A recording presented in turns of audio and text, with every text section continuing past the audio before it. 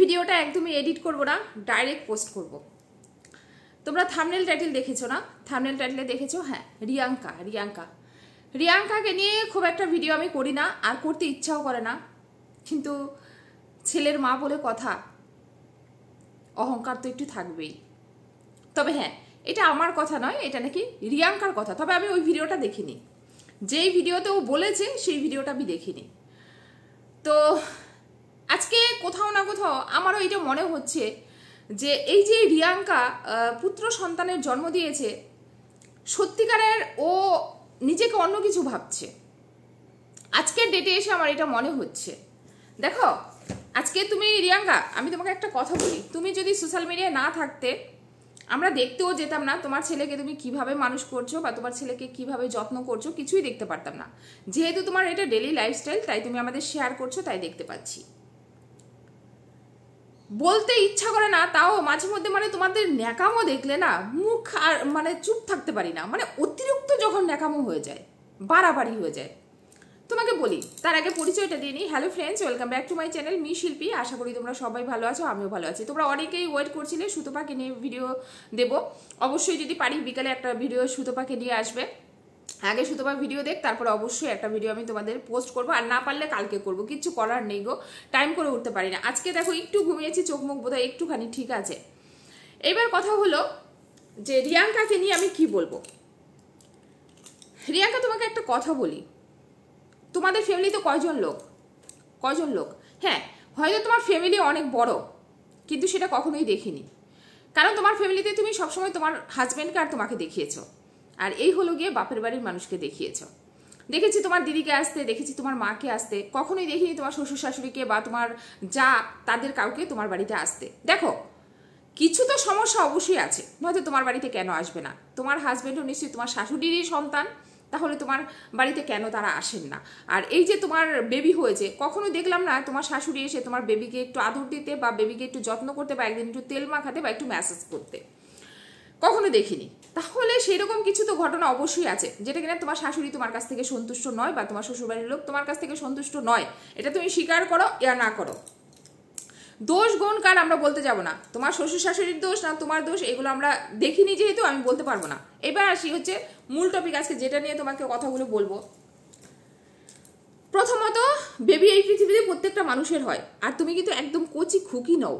আজকে এইভাবে বলতে হচ্ছে, একেবারে হয় না 17-18 বছরে কোনো মেয়ে বিয়ে করে নেয়, তারা কিচ্ছু বোঝে না, একদম ন্যাকা ষষ্ঠী, সেরকম কিন্তু তুমি নও। চতুরের একেবারে শেষ সীমায় যাকে বলে। মন্দিরা যে এত কন্টেন্ট দেয়, এত চালাক না, তাও তুমি মন্দিরাকে 10 বার বিক্রি করবে, 10 বার কিনবে। তুমি এমন একটা চালাক মেয়ে, এটা সবাই জানে। এর আগে একবার বলেছিলাম, আমি এই ওয়ার্ডটা আর ইউজ করতে চাই না, জানো তো, কথায় আছে, তাও কথায় আছে। দেখো, খারাপভাবে নিবা না, এটা আমি শুনেছি, প্রচলন আছে, তাই বলছি যে নাটা যত বুদ্ধি তত। আর তোমার যে ঘিটে ঘিটে বুদ্ধি আছে, এটা কিন্তু আমরা সবাই বুঝি। তবে বলবো, তোমার বুদ্ধিতে যেহেতু কারোর কোনো অপকার হয় না, সেটাতে আমি খারাপ বলবো না, তবে তুমি বুদ্ধিমতী, যথেষ্ট ম্যাচিউর, বয়সও মোটামুটি বোধ হয় 28-29 তো হয়েছে, 28-29 হয়েছে বা 30 তো বোধহয় হয়েছে, একটা বেবি হয়েছে। তো 30 বছরে একটা মেয়ের যদি বেবি হয়, সে একদম কচি খুকি না? তো এত ন্যাকামোগুলো যে করছো না, অদ্ভুত লাগছে।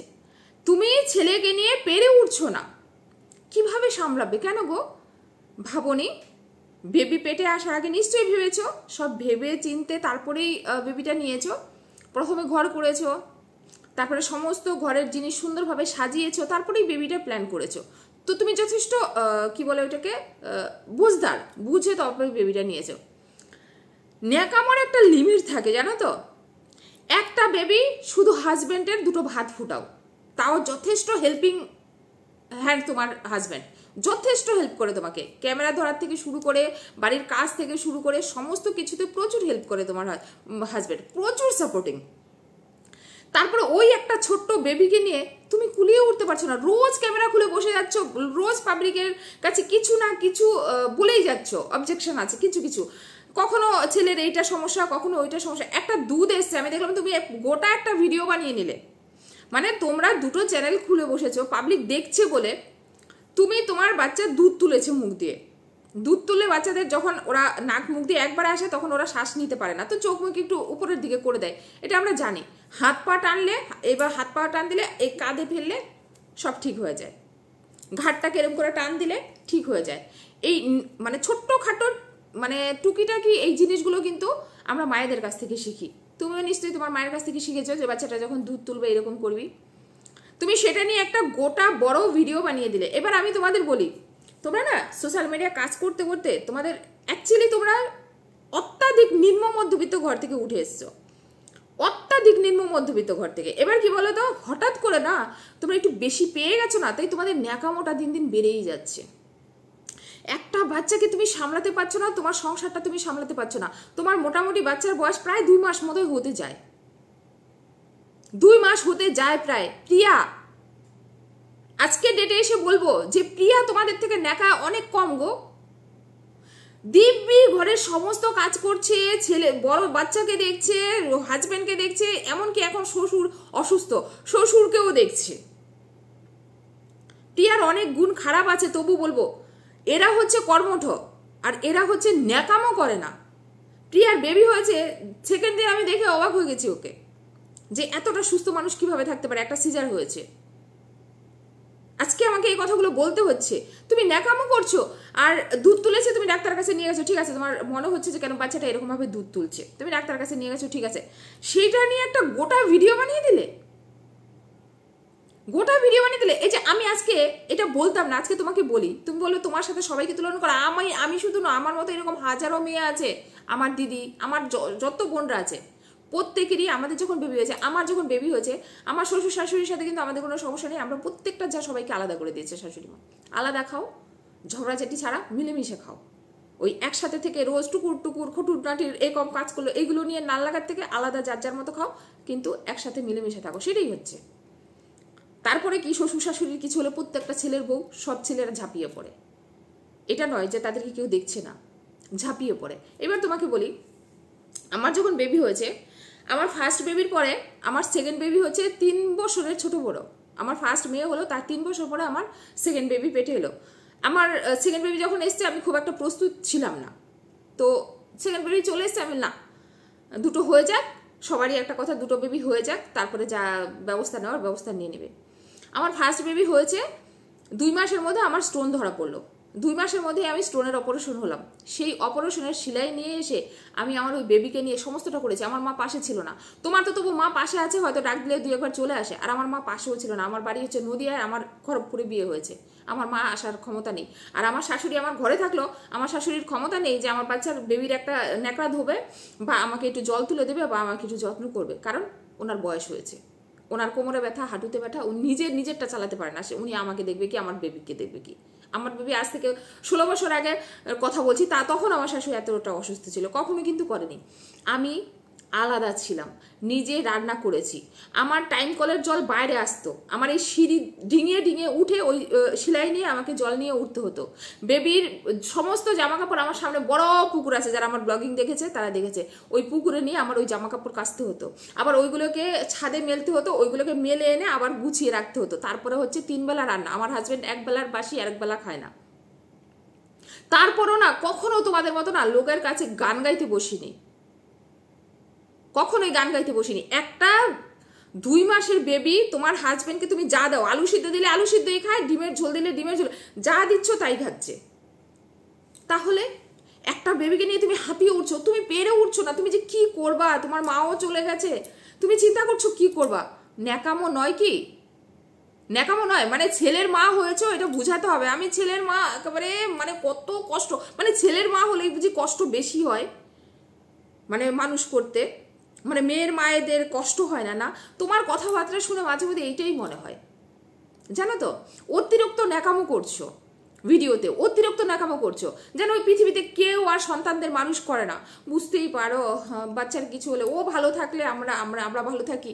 হ্যাঁ, এটা তোমার বোঝানোর বিষয় নয়, প্রত্যেকটা মা জানে যে সন্তান ভালো থাকলে আমরা ভালো থাকি। একটা গোটা ভিডিও বানিয়ে দিলে কন্টেন্ট পাও না? এখন একটাই কন্টেন্ট, তোমার ওই ছোট্ট বেবিটা, একটাই কন্টেন্ট তোমার ওই ছোট্ট বেবিটা, নিত্যদিন ওই বেবিটাকে নিয়ে কিছু না কিছু বলে একটা কন্টেন্ট বানিয়ে দিচ্ছ।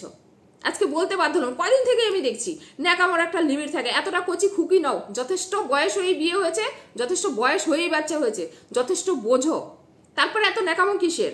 তারপরে এমন না হাইফাই ঘরের মেয়ে ছিলে, বাপের বাড়ি অঢেল অবস্থা ছিল, মানে একেবারে কখনো কুটাটা ধরে এখান থেকে ওইখানে নেওয়া নাই, একেবারে এখানে আসছো, একেবারে তোমার খুব কষ্ট হয়ে যাচ্ছে, হাইফাই ঘরের মেয়ে, কিছু সে মানে জানো না, এরকম একটা ব্যাপার। ওই রকম ঘরের তো নও, তাহলে এত ন্যাকামো কিসের? হ্যাঁ, ন্যাকামো দেখলে মাথা গরম হয়ে যায়। সবাই করে, সবাই ছেলে মেয়ে মানুষ করে, আমরাও করেছি। তোমার থেকে যথেষ্ট হাইফাই অবস্থা ছিল আমার, তারপরে আমাকে আমারটাই করতে হয়েছে, যার যার বেবিটা তাকেই করতে হয়। অন ক্যামেরায় বসে যায় ওইটুকু বাচ্চাকে নিয়ে কন্টেন্ট করতে, কন্টিনিউ হচ্ছে, কন্টিনিউ ওইটুকু বাচ্চাকে নিয়ে। বাচ্চাকে মানে এই করে মানে টাইটেল না থাম্বনেল না দিলে ভিউজ হবে না। না, তোমরা পারো বটে। বেবিটাকে বেবির মতো রাখো, নিজে মানুষ করো, নিজের যে ডেলি লাইফস্টাইল আছে সেইগুলো দেখাও। ওই বাচ্চাটাকে বেবির এইটা বেবির ওইটা, তোমরা না, আমি না অবাক হয়ে যাই তোমাদের মতো মায়েদের। এমনিতে তোমাদের ওইটুকু বেবিকে কেউ নিয়ে কিছু বললেই, যেমন আজকে আমি ভিডিও করছি, তোমার হয়তো গায়ে লেগে যাবে, কিন্তু তোমরা ওইটুকু বাচ্চাকে, বাচ্চার অসুখ, বাচ্চার জ্বর, বাচ্চার ঠান্ডা, বাচ্চার ওইটা, বাচ্চা এই করে করে তোমরা দিব্যি কন্টেন্ট করতে পারো। বাট ওই বাচ্চাকে নিয়ে যখন কেউ কিছু একটা বলে দেবে, ব্যাস তখনই তোমাদের গায়ে লেগে যাবে। এইটুকু বাচ্চাকে নিয়েও কন্টেন্ট করতে তোমরা ছাড়ো না, কিন্তু তোমরা করতে পারো নিজেদের বাচ্চাদের নিয়ে না কন্টেন্ট। একটা বাচ্চা 2 মাসের বাচ্চা, ও দুধ তুলেছে, ও মুখ দিয়ে দুধ তুলেছে, একটা নর্মাল বিষয়, সেটা নিয়ে একটা গোটা ভিডিও, একটা গোটা কন্টেন্ট করে দিলে কি ভুক্কার তোমরা বলো তো। ভগবান অ্যাকচুয়ালি না চাইতে অনেকটা বেশি দিয়ে দিয়েছে, বুঝলা তো। এদের এইগুলো কাদের বেশি হয় জানো তো, হাবাইত্যা ঘরে যেগুলো থাকে না, ওইগুলোর এরকম হয়। তোমাকে দেখে এইটাই মনে হয় আমার, জানো তো, তোমাকে দেখে আমার এইটাই মনে হয়। আজকে এই কথাগুলো আমি বলতে বাধ্য হলাম। শিখা আসো প্রিয়ার কাছ থেকে, ওরও একটা বেবি হয়েছে, শত আরেকটা বড় আরেকটা বেবি রয়েছে, ওর কিভাবে হ্যান্ডেল করছে, তাও রোজ বসে যায় না গো। তোমার মতো ওই কিরসা করতে একটা বাচ্চাকে নিয়ে পুরো গোটা কন্টেন্ট করতে বসে যায় না। প্রিয়ার দোষ আছে, অনেক গুণ খারাপ আছে, ঠিক আছে, কিন্তু কখনো দেখিনি এগুলো করতে, কারণ কর্মঠ, ন্যাকামো, ন্যাকা ষষ্ঠী, একেবারে ওইটুকু কাজ করতে। ওই তো একটা রুম, 2টো রুম মোছা, তাও এখন বেবি হচ্ছে, মোছা বাদ দিয়ে দাও, দরকার নেই। হাজব্যান্ডকে বলবা 2 দিন 3 দিন ছাড়া ছাড়া মুছতে, কারণ বাচ্চাটাকে তুমি নিচে তো রাখছো না, তোমার বেডে রাখছো, বেড পরিষ্কার রাখো, ব্যাস। ওইটুকু কাজ করতে তোমাদের দম বেরিয়ে যাচ্ছে। রান্না করো গ্যাসে। হ্যাঁ, আমি অবাক হয়ে যাই, এরা মানে ইউটিউব থেকে টাকা কামিয়ে এরা ভালো থাকতে থাকতে এদের স্বভাব এতটা খারাপ হয়ে যাচ্ছে না, এরা ভাবে আরো চাই, আরো চাই, আরো চাই, এই করে করে বাচ্চাগুলোকে কন্টেন্ট করে। নির্লজ্জগুলো কোথাকারের। আজকে আমি রাগ করেই বলেছি, কারণ আমার খুব বিরক্ত লাগছিল তোমার এই ন্যাকামোগুলো দেখে, তাই আজকে তোমাকে এইভাবে বললাম। তো চলো ফ্রেন্ডস, সবাই ভালো থেকো, সুস্থ থেকো, দেখা হবে নতুন ভিডিওর সাথে, ততক্ষণে টাটা।